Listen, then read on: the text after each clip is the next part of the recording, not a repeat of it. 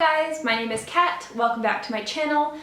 I have had some amazing luck recently going to thrift stores around Melbourne and picking up some books. So I'm just going to talk about them. I will leave the names and locations of all of the thrift stores that I'm talking about down below. So if you are in Melbourne or if you visit Melbourne, Australia, then you could check out some of these bookstores yourself. Because they actually had like a lot of really great books and selections, and also like clothes or homewares if that's your thing. So I wasn't shopping for clothes, I was like looking exclusively for books, so I can't speak to the clothes or the homewares or anything, but I did find some amazing books. So the first place I went was the Sacred Heart's Mission op shop.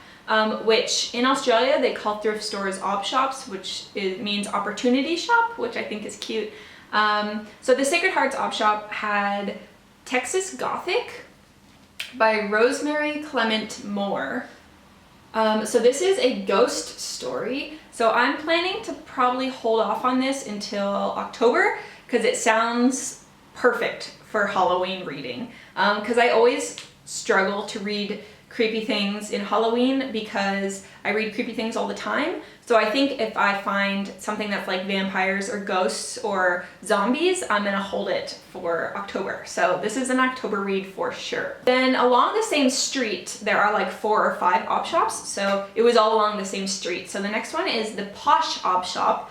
And I got Taboo by Kim Scott. I'm not sure what it's about, but I've seen it in a lot of stores and really wanted to get it when it was new, and then I saw it in the ob shop for like nothing and I was like, whoa, brilliant. And another book I picked up from the same shop is called 1,000 Rooms of Dream and Fear by Atiq Rahimi. So I'm gonna hold it up here. So this follows a student in Kabul in 1979 who wakes up in a house and is battered and bruised. And this is following some of the political unrest in Kabul, and also as the boy's trying to figure out who did it to him and why. It's really short, and I haven't read anything set in Kabul, I don't think. So I'm really intrigued because it says the boy can't go home to his family because he's really scared that whoever hurt him might be out to hurt his family as well. So he kind of has to be in exile from everyone he knew as he's trying to figure out who did it to him and why, and kind of make a new life for himself. So it sounded really interesting actually, and for $3, why not? Okay, so the next one I went to right next door is called St. John's Opportunity Shop, and they had an amazing selection of books. So if you're ever near there, check them out. So first I got The Chalkman by CJ Tudor.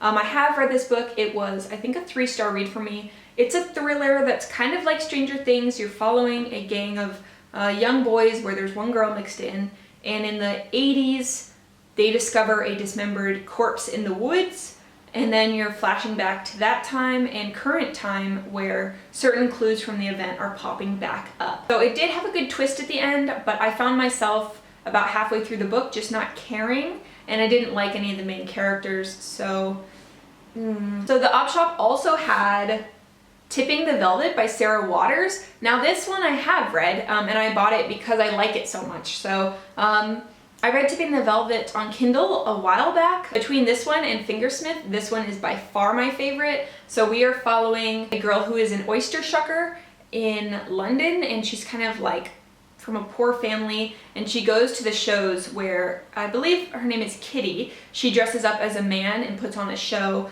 as a man, and the oyster shucker falls in love and decides to follow Kitty, and their life takes a completely different turn into the genteel, sexual, queer underbelly of London. So if that sounds up your alley, check this one out. I'm really glad to have it in my collection on my bookshelves. The bookstore also had Dark Places. I've been wanting to read Sharp Objects by Gillian Flynn ever since I watched the TV show, which was amazing. If you haven't seen it, definitely check it out. But Dark Places, I don't know anything about it. I honestly just saw Dark and Gillian Flynn and I bought it. So if you've read this, let me know your thoughts down below. I would be keen to know. But yeah, $3.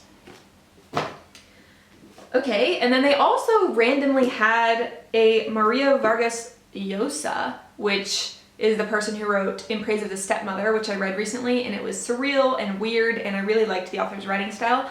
So I picked up The Bad Girl by him. Yeah, and this follows a guy who is in love with a bad girl, and he sees her in multiple locations, multiple cities around the world throughout his life, and he's intrigued by her, and I don't know, it just sounded weird, and honestly, I don't know if I would have picked it up if it wasn't for the author, but because I really did like the author, I am kind of trusting him to make this story about more than just a guy following a girl. So the next ob shop that I went to is called Vinnie's Ob Shop, and they also had an amazing selection of books, like really great. So the next one I got is Let the Right One In. Now, this is one of my 4.5 5-star reads from last year or the year before. This is amazing. So this is a dark novel about a boy who's being bullied in school, and he meets a very strange girl one day in the playground near his park. She smells different and doesn't know what a Rubik's Cube is. And this was great. It's very long, longer than I normally read, and it's very dark, and I really loved it. So I was really excited that they had this at the store, and I picked it up immediately. Another one that I have read and loved that I picked up is The God of Small Things by Arundhati Roy. So I read this in university actually for one of my courses. This is following political unrest in India and some of the uprisings, but it is not the focal point. It's more focused on a family and how they disintegrate as different elements of the upheaval play out throughout their life. And I don't remember specifically everything that I loved about this novel, but I just remember certain turns of phrase, like the rain unfurled from the heavens, like, what was it?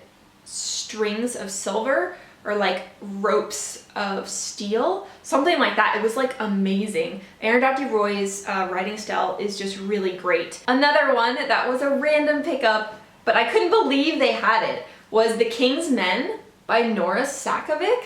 I have never seen this in bookstores, I don't think, because I'm pretty sure this is print to order. So this is the final book in Foxhole Court series, which is amazing. If you don't know, it is a trilogy which follows an XC team, which is kind of a made-up sport. It's kind of like indoor lacrosse, kind of, slash rugby, kind of.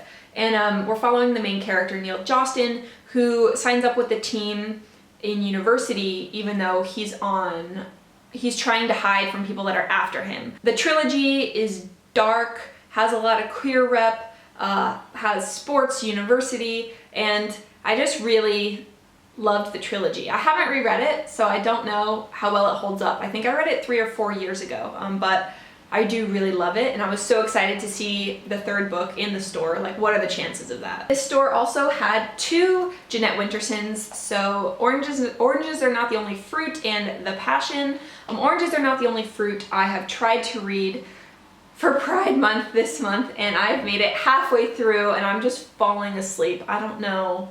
I don't know. I didn't realize that it would be such a long slog through the childhood, where there's a lot of like religious stuff going on, and like about the church and about just churchy things, and I guess that wasn't what I thought that was gonna be about. So if it gets better later, let me know, because right now this is kind of hovering on my DNF, not because it's like terrible, but just because I don't care, and I've read like 1 million books around this book, so I think that's an indicator I'm not like loving it. The other one, The Passion, is like a surreal story about a man who has webbed feet, I think.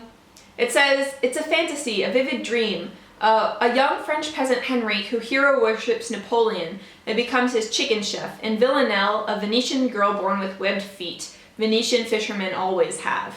So I think that this is like a surreal take, and it just sounded really intriguing. And the last book I picked up from another op shop, which is not on that same street, but on an area near where I live, is the Red Cross. So I went in actually, I was looking for some boots and some jeans, and I found The Erratics by Vicky Laveau-Harvie. I have wanted to read this for a long time since it came out and it got all the hype. It won like all of the awards. Like, I don't know if you can see that. And then it was $3. This is about Vicky, whose mother is hospitalized due to a mental illness, and she goes back to care for her mother, and she realizes like things in the house have gotten progressively worse from when she left. And I think it's about how family dynamics are so complicated and can be so dark when people don't know what's really happening in the house. Like, it's different how people present in public. So I was intrigued by the synopsis. The cover is amazing. It has amazing reviews everywhere. I cannot wait to get to this. Yeah.